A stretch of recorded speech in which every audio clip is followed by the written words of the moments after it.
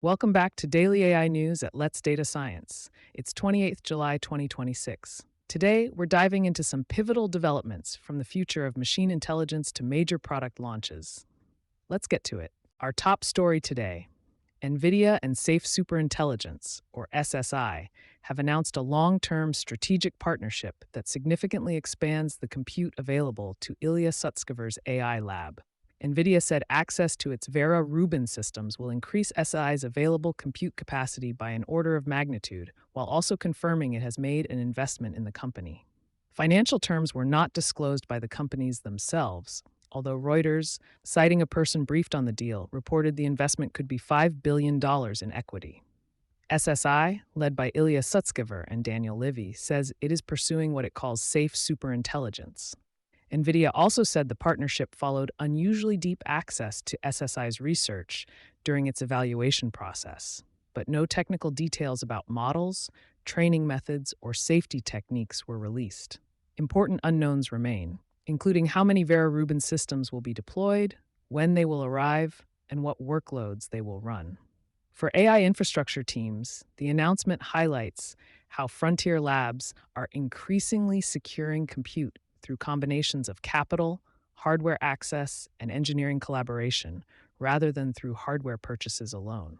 Staying with NVIDIA's infrastructure strategy, Reuters reports that the company is the previously unnamed tenant behind Hut 8's Beacon Point data center campus in Nueces County, Texas, citing a Financial Times report based on people familiar with the arrangement. NVIDIA has not confirmed or denied the report. The campus is designed for 1 gigawatt of capacity, while Hut 8 previously disclosed 2 leases totaling 704 megawatts with a base term exceeding 15 years. Headlines have focused on a potential contract value of $50.2 billion, but that figure depends on exercising multiple renewal options rather than representing the initial committed term. Reuters also reported that the facility is being built around NVIDIA's DSX AI factory architecture, and that NVIDIA could potentially sublease capacity to cloud providers, although that remains unconfirmed. Hut 8 expects site to begin energizing in the first quarter of 2027. The story underscores how AI growth increasingly depends not only on GPUs, but also on long-term power, networking, cooling, and large-scale data center construction. From AI infrastructure to AI security, the pace of software vulnerability disclosure continues to accelerate. A Bloomberg snapshot found that the U.S. National Vulnerability Database had published 45,207 vulnerability records between the start of the year and July 27th, already approaching the database's total for all of 2025. The increase appears to be driven in part by AI-assisted discovery. Oracle said its July critical patch update delivered 1,449 patches, covering 1,434 distinct CVEs across 334 products, calling it its largest release so far. Google also linked faster vulnerability discovery to advances in AI and broader investment, while a Chrome stable release listed 433 security fixes. At the same time, Bloomberg reported that the U.S. government's known exploited vulnerabilities catalog has not shown a comparable increase in actively exploited flaws. The practical message is that larger disclosure volumes create heavier patching workloads, but organizations still need to prioritize remediation based on exposure, exploit status, and operational risk rather than headline counts alone. Another security challenge comes from how AI applications are deployed. AI Forensics reported that 7 of the 9 leading image editing spaces it tested on Hugging Face transformed a clothed image into a topless one after a simple prompt, without researchers attempting to bypass safeguards. In a separate 7-day honeypot experiment, the nonprofit logged more than 1,000 submissions. It reported that 73% of requests were sexual. 83% of those sought to undress or sexualize the uploaded person, 95% targeted women, and 6.7% of the sexual requests targeted apparent children. The researchers emphasize these figures describe activity within their own honeypot system rather than the entire Hugging Face platform. Hugging Face's published content policy prohibits non-consensual sexual content and any sexual content involving minors. According to reporting, the company did not answer questions about its moderation systems. For developers operating public AI services, the findings reinforce that application-level controls, such as request filtering, abuse monitoring, reporting mechanisms, and rapid takedowns, remain critical alongside model-level safeguards. Turning to AI policy, the Delhi High Court continued hearing Asha Ghosh's challenge to police surveillance of student protesters at Jantar Mantar.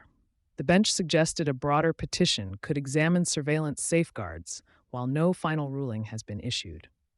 Reporting describes facial recognition through the Ikshana vehicle alongside drones, body cameras, CCTV, and Ojnalens smart glasses, with the legal basis, data retention, and proportionality remaining contested. Shifting to international policy, China's Ministry of Commerce warned it would take necessary measures if possible U.S. investigations or sanctions over alleged AI model extraction harm Chinese interests. The statement responded to U.S. allegations involving Moonshot AI and its Kimi K3 model, allegations the company disputes. No investigation, sanction, or Chinese countermeasure has yet been formally announced. On the business front, Resolve AI said preliminary unaudited first-half revenue reached about $127 million, nearly 20 times its first-half 2025 figure. The company reaffirmed approximately $360 million in full-year guidance, with final half-year results expected in September. Revenue mix, profitability, and cash flow details were not yet disclosed. Remaining with legal developments, the Bombay High Court scheduled August 5th as the next hearing in Union Minister Nitin Gadkari's suit against Meta Platforms, X Corp, Google, and unidentified parties over alleged AI-generated defamatory content. The court directed Gadkari's lawyer to serve the respondents.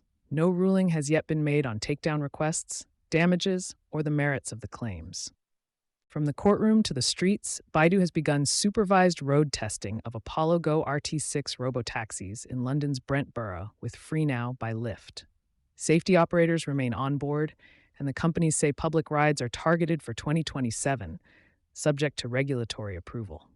Fleet size, mileage, and intervention statistics were not disclosed. And finally, researchers behind the Retrieval Augmented Clinical Assistant DR Info updated their HealthBench evaluation, reporting a score of 0.68 on HealthBench Hard and 0.72 in a separate comparison with retrieval-based clinical assistants.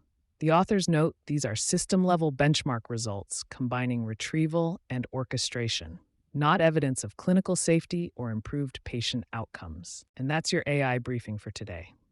The landscape is moving faster than ever, and we'll be here to track it with you. For more insights, visit us at letsdatascience.com. Thanks for tuning in, stay curious, and we'll be back tomorrow with the latest in AI.